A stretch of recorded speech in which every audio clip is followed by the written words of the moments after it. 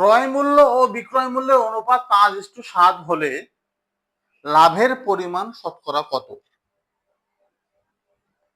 তো লাভের শতকরা পরিমাণ তারা চাইছে, তাহলে আমরা অনুপাত থেকে কি লাভটা বের করে নেব? ক্রয় মূল্য বিক্রয় মূল্য অনুপাত দেওয়া আছে, অনুপাত থেকে আমরা সহজে কি লাভটা বের করতে পারবো, তাই না? এই জন্য আমরা অনুপাত থেকে লাভ বের করে নেব। তাহলে ক্রয় মূল্য বিক্রয় মূল্য অনুপাত যেহেতু 5:7, তার মানে কি ক্রয় মূল্য 5, বিক্রয় মূল্য 7, তাই না? ক্রয় মূল্য 5 টাকা হলে বিক্রয় মূল্য কত? 7 টাকা দেওয়া আছে যেহেতু 5:7, অতএব লাভ কত?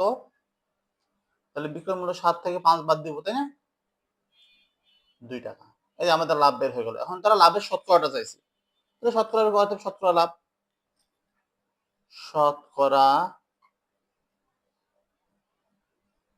লাভ সমান সমান কার সাপেক্ষে লাভ বের করবো আমরা? শতকরা লাভ কার সাপেক্ষে বের করবো? ক্রয় মূল্যের সাপেক্ষে। তাহলে ক্রয় মূল্য কত? 5 টাকা, তাই না? 5 কার শতকরা বের করবো? 2, এটা উপরে যাবে, যার শতকরা বের করবো সেটা উপরে, গুণন কত? 100, যেহেতু শতকরা বের করবো এই জন্য 100 দিয়ে গুণন। তাহলে 5 20 100, তাহলে 20 দুগুণা 40, তাহলে 40% হচ্ছে আমাদের কি লাভ, শতকরা 40%। আশা করি বুঝতে পেরেছেন।